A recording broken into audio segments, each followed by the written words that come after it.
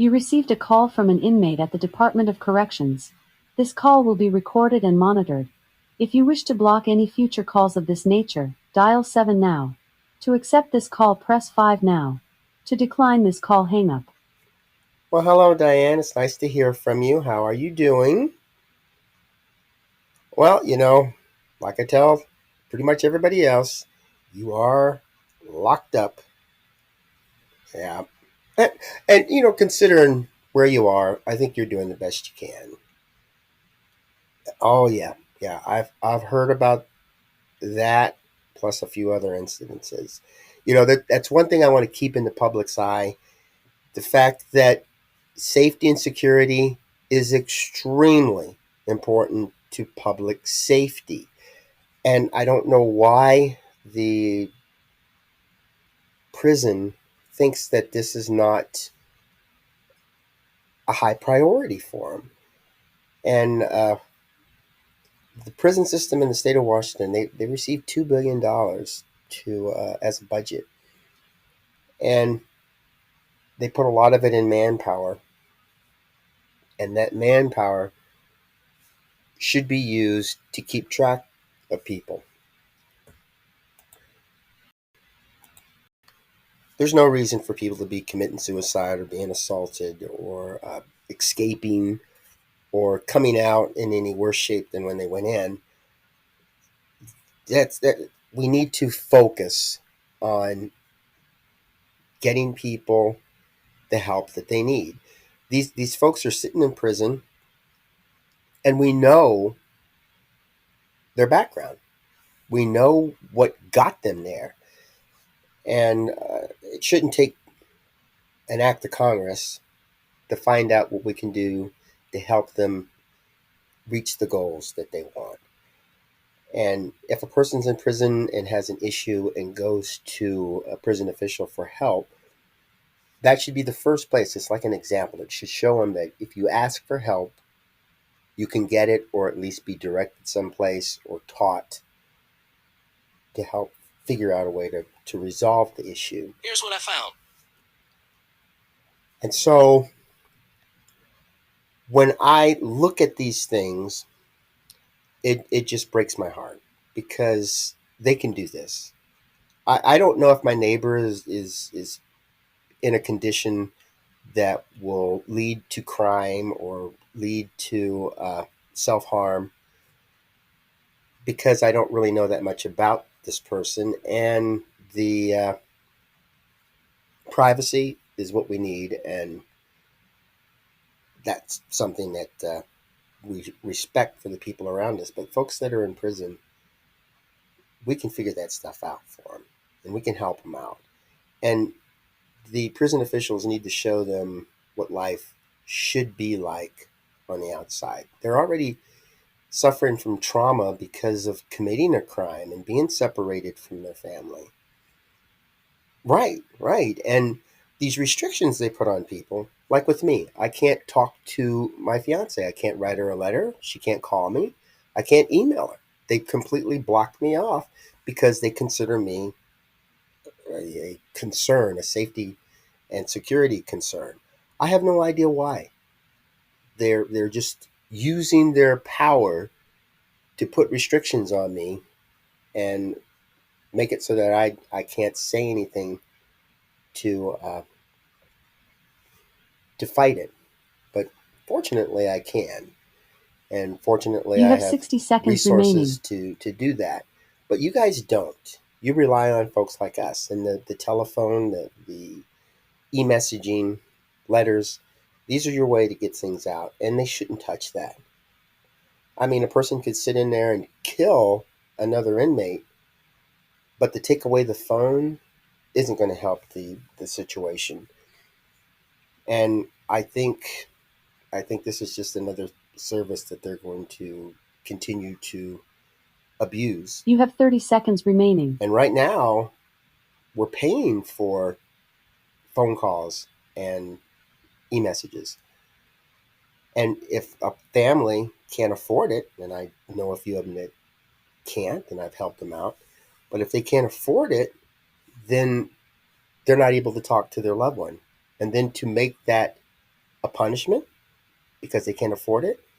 What lesson are we teaching people? Yep. Well, thanks for calling, and hopefully everything works out Thank you for for you. using inmate call. Goodbye. Well, hello. Welcome to AQS Inmate Call.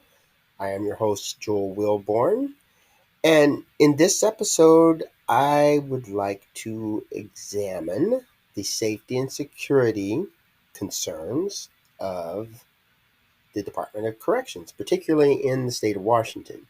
Now, this is of special interest to me because I have been deemed a safety and security concern. And despite all my requests to get an answer, nobody gives me a straightforward explanation as to why I've been deemed like this. And I do know they don't want me talking to folks that are locked up for whatever reason. And the only way really to stop me is to deem me as a safety and security concern. And since they can't find anything honestly on me, they just make stuff up. Because when I do ask them why is it that I am designated as a safety and security concern, I get different answers. And it could be from the same person as well, but there's different people that talk to me. So I have a personal interest in this. And it's easy for me to relate to the folks who are locked up because they'll tell me things, and I have to take everything with a grain of salt, but they'll say that I don't feel safe here, or they're not listening to me. And to hear that and then relay it on to others is one thing, but to actually experience it, that makes it easy for me. Now, the thing about the safety and security of in the DOC,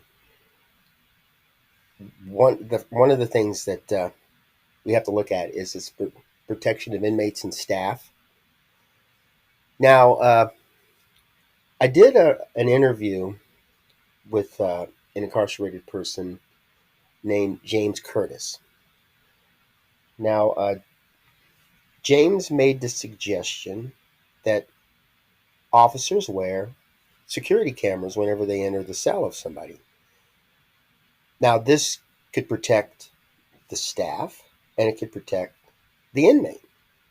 Because if an inmate says, this officer attacked me and the video cams shows otherwise, then it could be quickly resolved.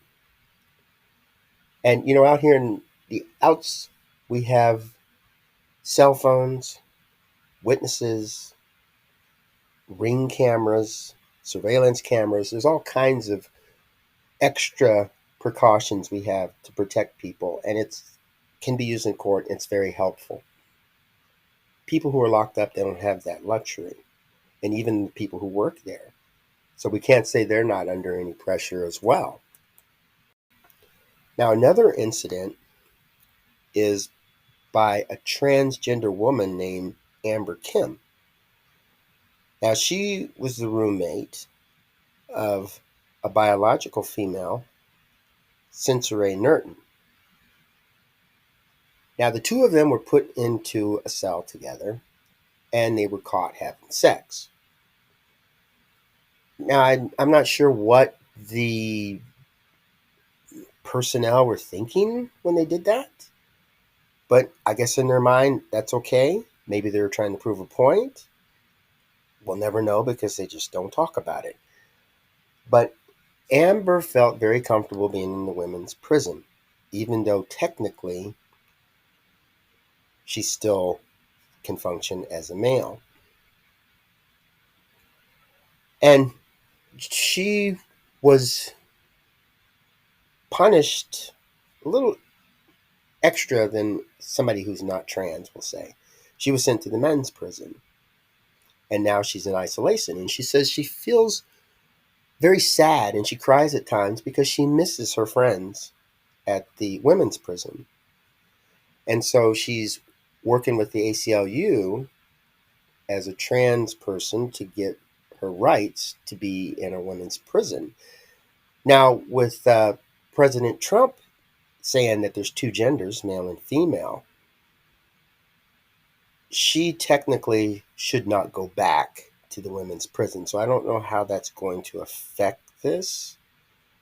But let's just say in the state of Washington, they could care less about that stuff, and they want to put people in prison who identify as that prominent gender in prison. And so she goes back. Now, Sensore told me that she had read some of the stories that were published and quotes from Amber Kim. Now, Sensore doesn't want to talk to the press.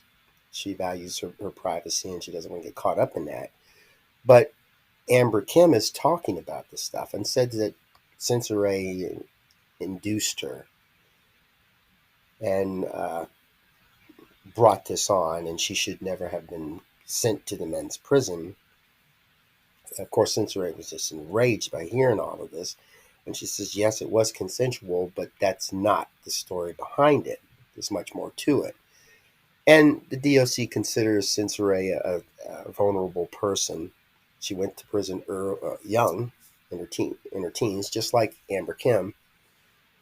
And she had a violent crime, just like Amber Kim. But being put in the cell together, I did talk to another woman who she had been abused. She had an abusive relationship with a man. And when she found out a transgender woman who was still technically a man was in the cell with her, she immediately complained. And they listened to her because this was a different situation for her. And she said, I did not like that at all. She has nothing against the trans people. She just did not want to be in the cell where she could be set up for that. And some of the inmates are telling me a lot of those trans people are sexual abusers or pedophiles or something. So when you have these people, it's almost like putting a child in a candy store. These trans people are in, or, well, I have spoken to a lot of trans people, and some of them are legitimate. They really are attracted to the opposite sex, or this, we'll say the same sex, but not the one they identify as. And others are fake, and so they go in there and they're around these young women, vulnerable women, and they'll take advantage of them. I think Amber Kim said the right things, did the right things, and got this person. I don't talk to her about it, but Sensore was really big on it after reading those stories. So she really doesn't want to come back, wants nothing to do with this Amber Kim. But Amber Kim wants to go back. Maybe things will change. But you see the safety and security, what were they thinking on that? And we also have the case of Shane Goldsby, who's on my YouTube channel. He was put in the cell with the man who had raped his sister, and this man was taunting him. He goes to the staff and says, I can't be in the cell with this guy. They're telling him that he didn't follow proper procedure, he needs to go back to cell. The guy kept provoking him. He eventually kills him. And his wife is telling me that he's in solitary confinement the whole time, just let out every once in a while. And the family of the person that he killed was able to get a settlement while he's stuck in there trying to get legal representation. And his wife was asking me if I could help her. And a lot of the attorneys, they're looking for a big payout. And if a person's guilty, which he obviously was, it's tough to get anything from that because the punishment is fitting the crime, let's say. But Shane was telling me he was railroaded. They set him up, and that wasn't very secure for the person who was his cellmate. And that could happen at the women's prison too. There's women murderers in there, and one of the women said that one of the trans women was attacking her and taunting her, she could turn around and do the same thing, kill him, because she was in there for attempted murder as well. And so, knowing these things, you put these people together thinking everything's going to be okay. The Department of Corrections ought to know better. They shouldn't be sticking people in the cell where things like this could happen. Now, another thing about safety and security is you have public safety, and they play a role in protecting the broader community by securely housing individuals that have been convicted of crimes. Keeping them locked up in that prison keeps them from roaming around out on the streets. We want to make sure that they don't escape, and we want to make sure, and they are. I mean, and they manipulate guards manipulate them. They make plans. I mean, just because they're in prison doesn't mean they're out of touch. But setting up something like this could be prevented if they use their resources properly. You have rehabilitation and order. A safe and secure environment is essential for rehabilitation programs to function effectively. Now, having them sitting in that prison, taking advantage of resources, which in the state of Washington, most of their money is going toward personnel and not to the resources. A very small amount of the total budget goes toward resources. Education, let's see, vocational education, therapeutic programs. I've seen that work. I've seen women go into programs, get out, and get a very successful career started. And a lot of them are still out there doing things. Some of them would tell me the programs, I mean, not the programs, but the goals they wanted. And they would get out, and I would actually watch them through Facebook and personal contact reach these goals. It is just a wonderful feeling. And some say because of that, the programs they offered, it helped me. Of course, 99% of their success is on them. But the fact that they're taught to use these resources is fantastic. But they're waning on that. It's not as strong. I did an interview with Candace Bauman, and you can see that on my YouTube channel. When she got out, she did what she said she was going to do. She got back and she paid she paid it forward to the community. She's helping folks, and these kind of people who are successful can be great counselors and great motivators. And but she put a video on her Facebook page, and she was just saying that the Washington Department of Corrections was useless. They did nothing to help her. They pushed her back. And in the interview that I did, she was discussing a lot of stuff that they were doing to her while she was in there, and she was constantly complaining about it. But the staff at the Washington Correction Center for Women, and this I've experienced myself, if you don't, well, if a staff member witnesses it, then it's easy to prove. But if a staff member does not witness it, then most likely it will be pushed back on the victim. You're the one that caused all this in the first place, or you're lying. I I don't know what they're saying about me, but they're coming up with stuff that they allegedly witnessed themselves. If they would tell me what had happened and I'd had a chance to appeal, I'm pretty sure I could win because these things are false that they say. But because they are saying it, the staff is saying it, I have to accept it. I'm the bad guy. I need to be punished.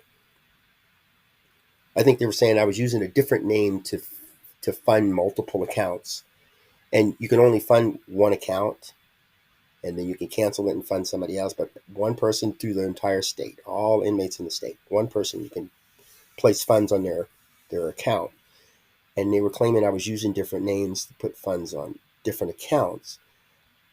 I can easily disprove that if they give me the details, but that's all I got. They didn't give me any names of the people I funded or any of the names that I allegedly used. They just said, you're blocked because you did that. And so I have to accept that, just like the inmates have to accept that.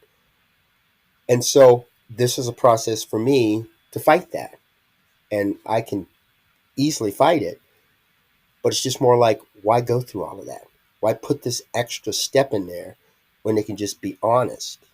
Which, in the state of Washington, you have to provide truthful statements. If you provide a false statement, that's a misdemeanor and it's a crime.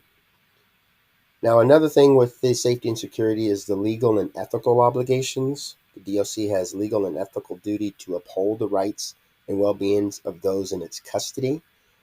Now, that's interesting in the state of Washington as well, because I believe inmates have more rights than what the staff is telling them. Shane was in the room with the person who raped his sister. He had a right to be out of that room. And then the girl had a right to be out of the room with this transgender woman. And it's not discrimination. It's just, for them, they don't feel safe. And safety should be a high concern of theirs. And plus, there's a possibility that somebody's going to get sued. And I don't know why they're not looking at that, but that's something we need to emphasize for them. And then we have operational efficiency. A secure facility operates more efficiently with fewer disruptions caused by incidents such as riots, contraband smuggling, or assaults. Follow the rules, follow the law, you're fine. They're not doing that with me. They're not doing that with the people in WCCW. And you want to prevent contraband. Security measures help prevent the introduction of contraband like drugs and weapons. Fentanyl went into the Women's Correction Center for Women, or the Washington Correctional Center for Women. Fentanyl went in there. If you do the proper procedures, follow the policy, that would never happen. That's preventing contraband. And then crisis management. Strong safety and security protocols prepared the DOC to respond effectively to emergencies such as natural disasters, medical crisis, or large-scale disturbances. It's almost as if they don't pay attention to it until it happens. We don't notice you're out there until you knock at our door. I don't know exactly what these folks do on a day-to-day basis. I do have communication with inmates and with staff members and local DOC people. So I have a little idea of what goes on inside that prison. I do know of several people in there who introduce contraband, smuggle drugs in and out, and I know how they do it. I also know how information is shared, because there's a lot of people, have a list of people that are supposedly rats, and it's easy for me to draw them out. And I work with the folks too. I'll talk to them and say, hey, you're saying this person's a rat. Let's see what's going on. And these people get special privileges if they tell on somebody. And when you get to the point where that's working, the inmates tend to abuse that privilege. They'll just make stuff up.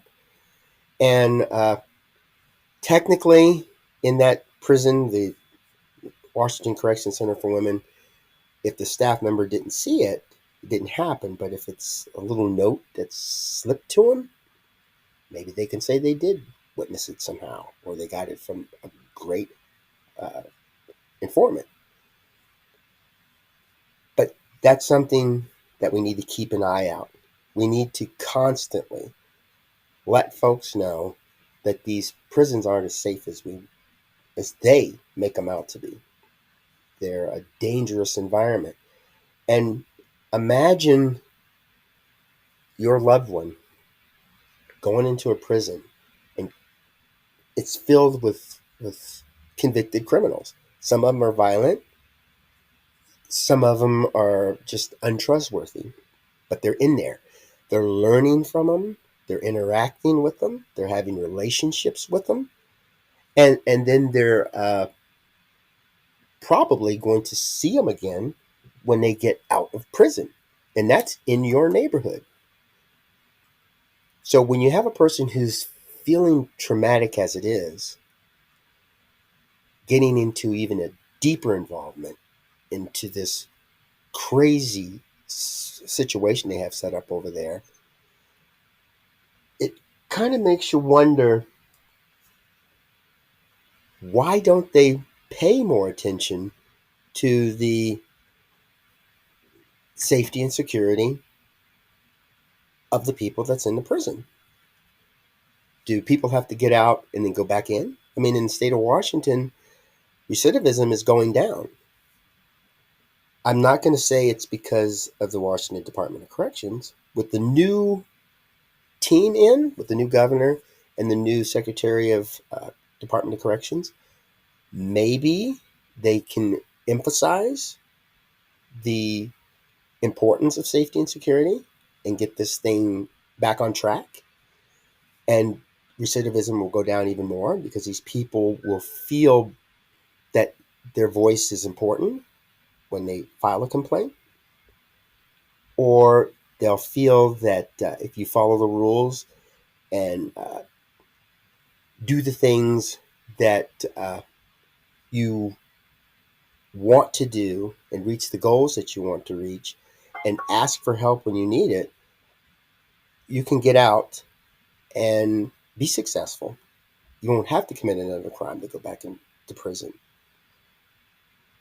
So it just kind of makes me wonder, are they ever going to see that? Are they going to see that recidivism will drop if you work with the people directly?